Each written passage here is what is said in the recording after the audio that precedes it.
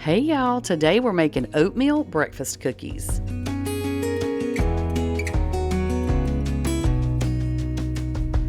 Okay, so we're going to make two different flavors. We're going to start with the banana nut bread, okay? So what you're going to need is a tablespoon of ground flaxseed and about 2.5 tablespoons of water. We're going to mix that together and then just let it sit over to the side so it can kind of absorb while we get the rest of our stuff put together, okay? So that's just your little, do that part first, set it over to the side, and that way it'll be ready when we get ready for it.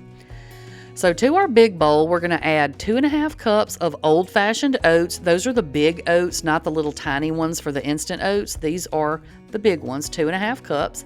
Then you're going to add in 3/4 cup of all-purpose flour.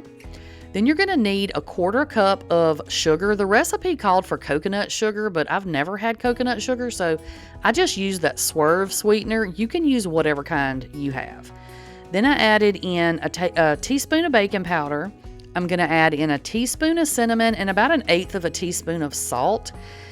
And these are not a super sweet cookie, y'all, so don't have the expectations that this is going to be like a store-bought oatmeal cookie that's super sweet. This is more of a little bit more on the savory side, so if you want it more sweet, add extra sweetener.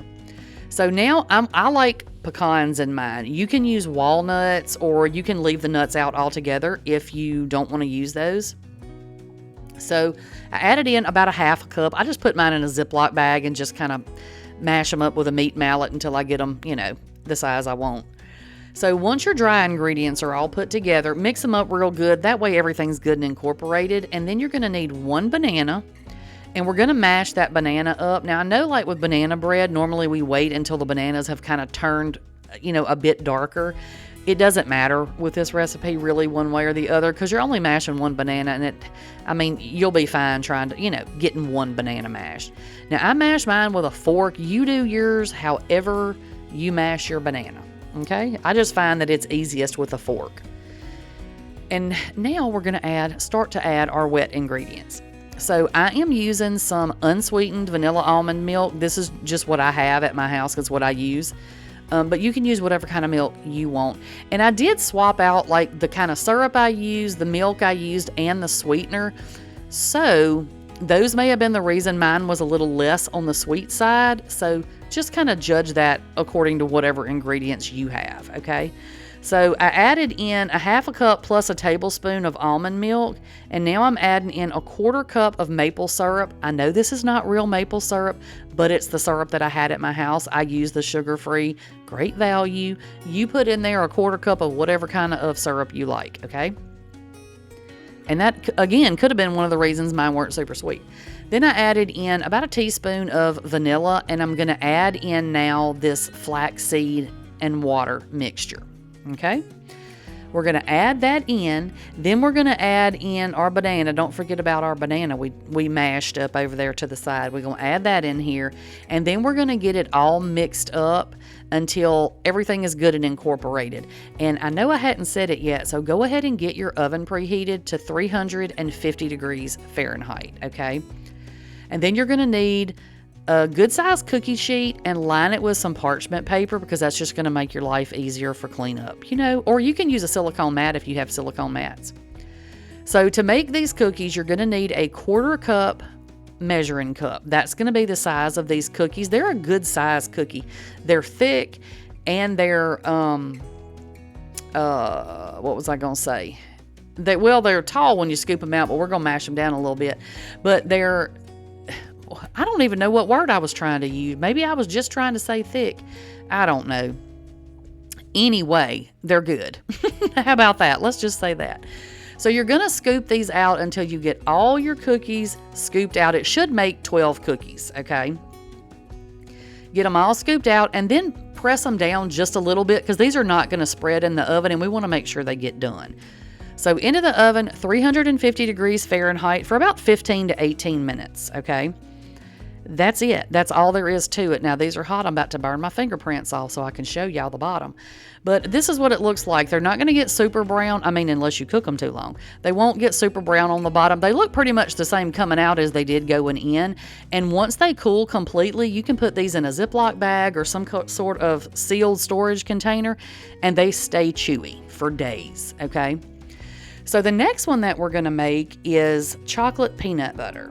Okay, did I tell y'all that banana? Yeah, I told y'all the other ones were banana bread. Okay, this is chocolate peanut butter. So we're starting out with the same thing.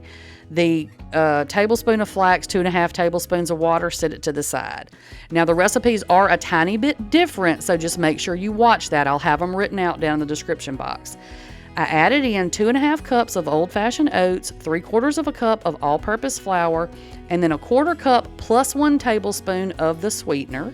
Then we added in a teaspoon of baking powder. We're going to add about 1/2 teaspoon of cinnamon. I didn't measure that, obviously. Then you're going to add in 1/8 teaspoon of salt. I poured way too much in my hand and I had to put it back in the bottle, but that's okay, y'all. Things happen. Now we're going to add in 1/4 cup of unsweetened cocoa. All right, then we're just going to mix that up to make sure everything is good and incorporated. All right, and then we're going to get our wet ingredients together.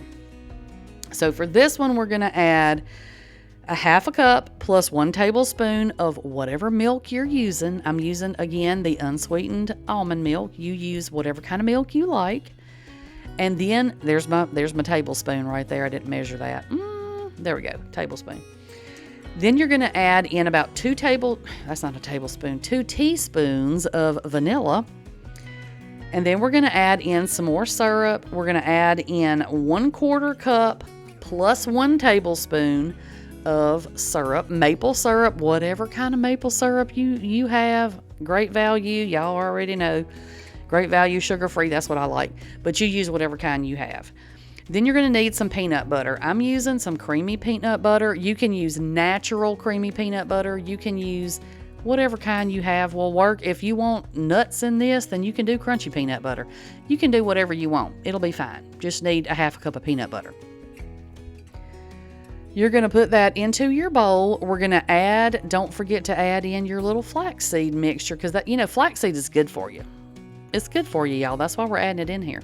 We're trying to make this a healthy breakfast cookie. That's why I'm using all the unsweetened and sugar-free and the, the swerve sweetener and stuff. But again, you can make these however you want to make them, okay? So once you add everything in your bowl, just like with the other one, we're going to mix it up until there's nothing dry left in there. We want everything good and mixed together. Get your cookie sheet out, your 1/4 cup scoop. Scoop your cookies out. This is going to make 12 also.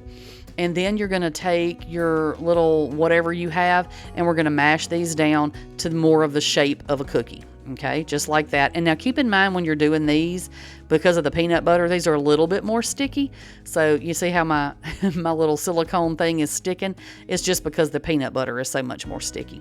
So you're just going to mash them down to make them look more like a cookie. Then we're going to bake those 350 degrees for about 15 to 18 minutes. So the baking time is exactly the same. The ingredient list is a little bit different. So whichever flavor you like, they're both delicious, okay? They're both good.